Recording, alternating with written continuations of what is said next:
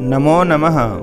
Online Sanskrit learning centre के इस कक्षा में आपका हम पुनः स्वागत करते हैं। आइए आज हम छठी कक्षा का तीसरा पाठ पढ़ने जा रहे हैं।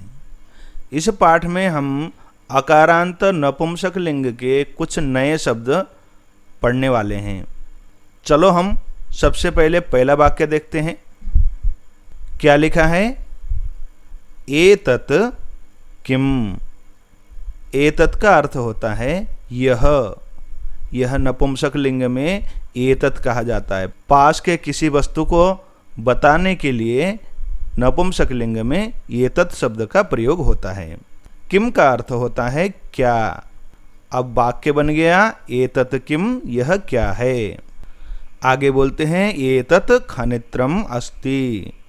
एतत् यह खनित्रम कुदाल अथवा फावड़ा अस्ति है।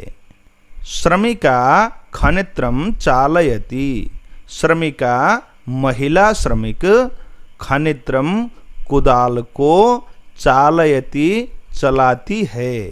महिला कोई श्रमिक है, वो कुदाल चला रही है। देखो यहाँ पर चित्र क्या है? तत् किम। तत् दूर के वस्तु को नपुंसक लिंग में बताने के लिए तत् शब्द का प्रयोग होता है। तत् वह, किम क्या है। तत् किम, तत् विश्राम गृहम अस्ति। तत् अर्थात वह विश्राम गृहम विश्रामालय अस्ति है। वह क्या है? वह विश्रामालय है। किम अत्र भित्तिकम अस्ति।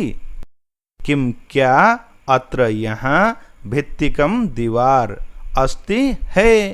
प्रश्न है क्या यहाँ पर दीवार है? देखो घर में दीवार होते हैं तो कैसा लगता है।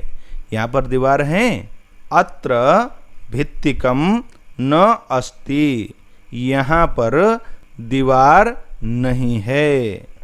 न अस्ति नहीं है।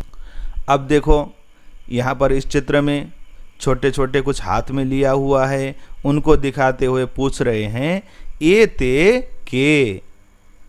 एते ये द्विवचन के लिए प्रयोग होता है। एते ये दो, के क्या हैं। एक वचन में किम था, यहाँ पर के हो गया। एते के ये दो क्या हैं। एते अंगुलीय के स्तः। ये दो अंगुलीय के यानी अंगूठियां स्तः हैं। अस्ति का द्विवचन स्तः। एतत् का द्विवचन एते।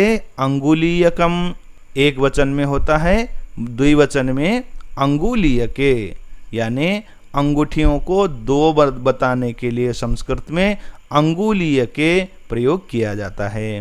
अब अगला वाक्य है सुवर्णकारः अंगुलीय के रचयति।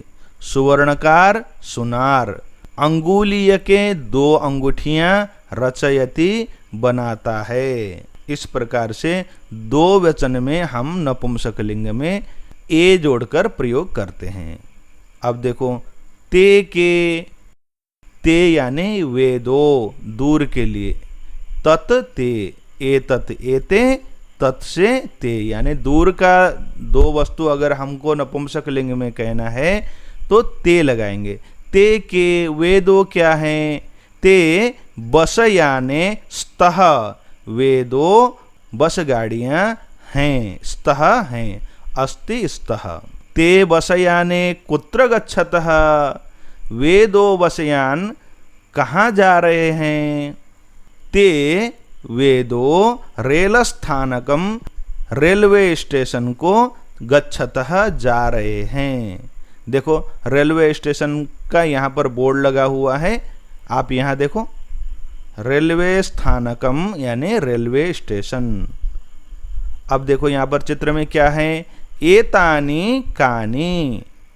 ये बहुवचन में है यानी पास के किसी वस्तु को बहुत सारे हों तो हम नपुंसक लिंग में एतानी कहते हैं। एतत् एते एतानी। एतानी कानी ये सब क्या हैं। एतानी करवस्त्राणि सन्ति। ये सब रुमाल हैं। करवस्त्राणि का मतलब होता है रुमाल। किम एतानि पुराणानि, क्या ये पुराने हैं, एतानि ये सब, पुराणानि पुराने, न एतानि तु नूतनानि, न नहीं, एतानि ये सब तो नूतनानि नए हैं। ये कैसे हैं, ये नए रुमाल हैं।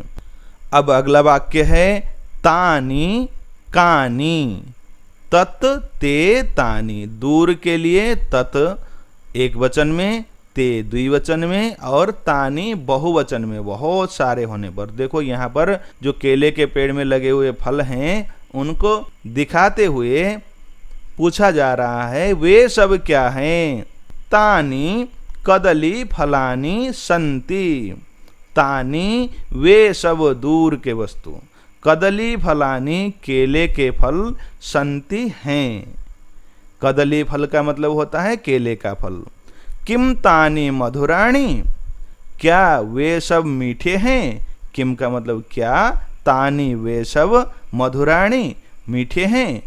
आम, हाँ, तानि वे मधुराणि बहुत मीठे हैं। पोषकाणि च, पोषकाणि हमको पोषण देने वाले भी हैं, यानी पोषक हैं। इस पाठ में हमने सीखा संस्कृत भाषा में 3 लिंग होते हैं। इनमें से नपुंसक लिंग केवल संस्कृत भाषा में ही होता है, हिंदी भाषा में इसका प्रयोग नहीं होता है। नपुंसक लिंग में पास के चीज को बताने के लिए एतत्, एते, एतानि शब्द का प्रयोग होता है। दूर के वस्तु को बताने के लिए तत्, ते, तानि शब्द का प्रयोग होता है। और तत्, ते, तानि के साथ फलम, फले, फलानि, इस प्रकार से वचन भी बदल जाते हैं।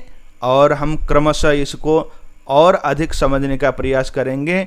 अगले अभ्यास भाग के साथ आपके साथ पुनः मिलेंगे। नमो नमः, पुनर्मिलामः, धन्यवादः।